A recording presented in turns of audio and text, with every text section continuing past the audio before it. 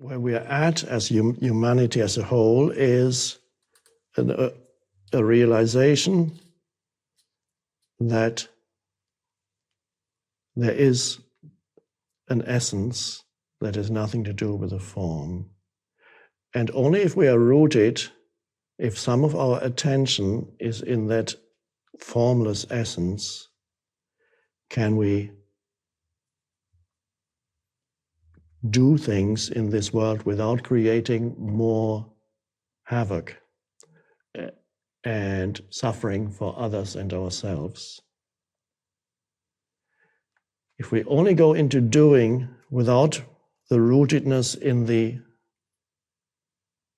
eternal dimension, which is stillness, which is here now, always now, inseparable from now,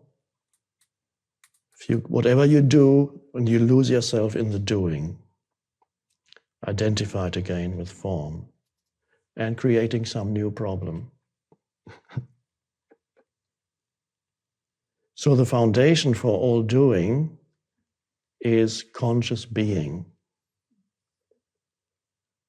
So that's the important realization about what about manifesting. That's good, but before we talk about manifesting, before we build some new building or structure, get the foundation first. Do you have the foundation? Don't start building a house without any foundation. Let's manifest this great business empire. This is going to change the world. Yes, but have you laid the foundation? What foundation? Being. Being? The formless, the eternal. No, we haven't thought about that. No, of course you haven't. You can't think about it.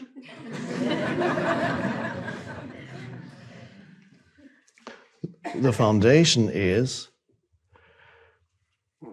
being rooted, realizing what that means. What being is, not intellectually, not by trying to understand, because as you may have noticed, there's nothing much to understand about being. You can't. Being. Can you explain a bit more, please? Being. Stillness. I don't understand stillness. Can you explain stillness? No, because there's nothing in it to explain. You can't look at it under a microscope or dissect it. Aspects of stillness, PhD.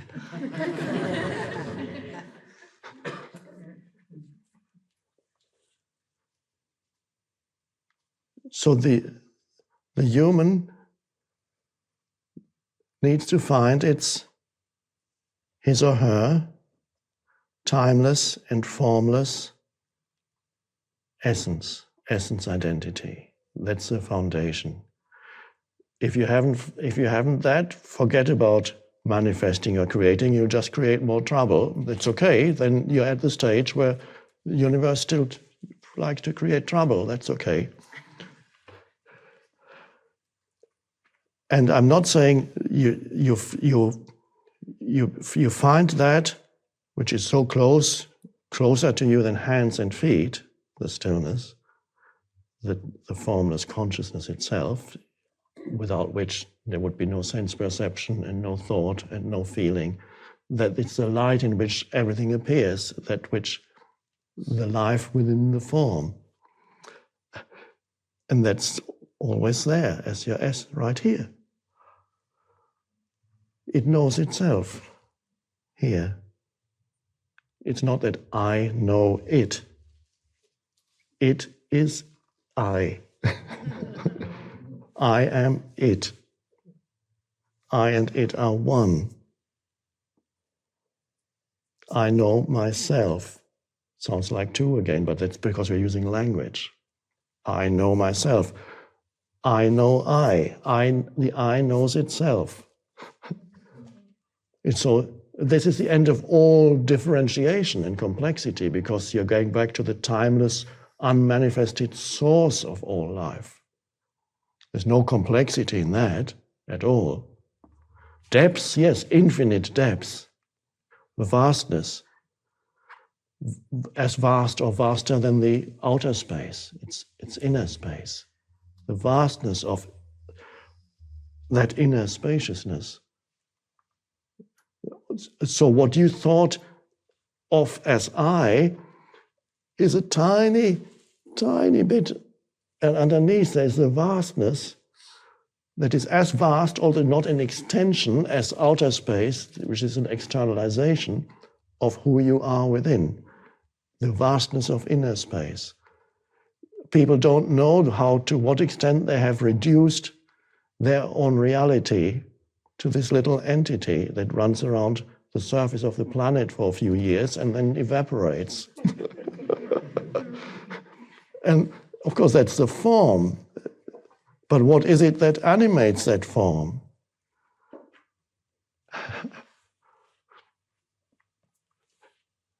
The foundation then is not something that you find, say, okay, I've got it now, and then you forget it again, and then you start getting worried about the next thing you have to do, and identified with every thought that comes again and reacting. You lost. No, the secret is to stay connected with the being while you do. And then whatever you do is conscious doing, not unconscious unconscious creation of form, but conscious creation. And maybe you'll do much less than you would have done before, but it's more powerful, very different kind of doing. Conscious doing and conscious manifesting, if that's what happens through this form. Foundation comes first and remains primary. Being needs to remain in your life, whether or not you are engaged in a lot of doing or not. Being is primary. If you lose touch with being, you lose yourself in your mind and you lose yourself in doing, and you won't do any good for anybody, really.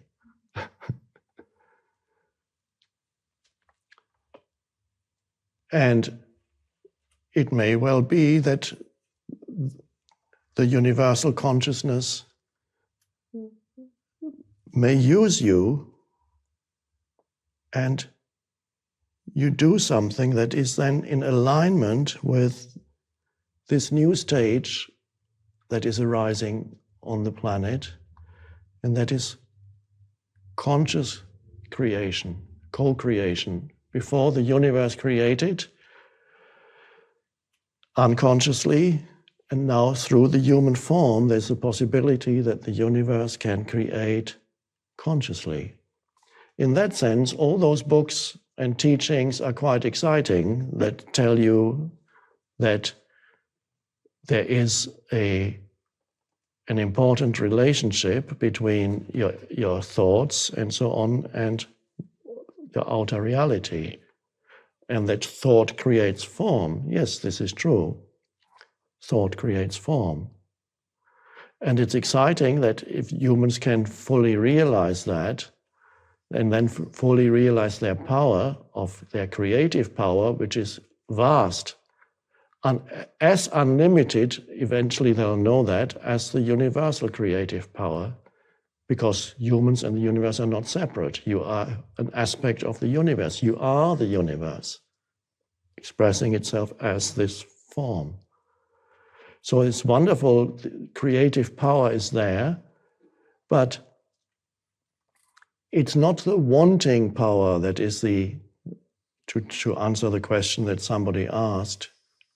What about this wanting, needing, comes from a state of dissatisfaction and insufficiency.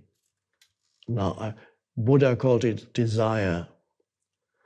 And the Buddha, of course, said, become free of desire, and then that's the end of suffering. He looked at humans and he saw that there was this unconscious reaching out continuously for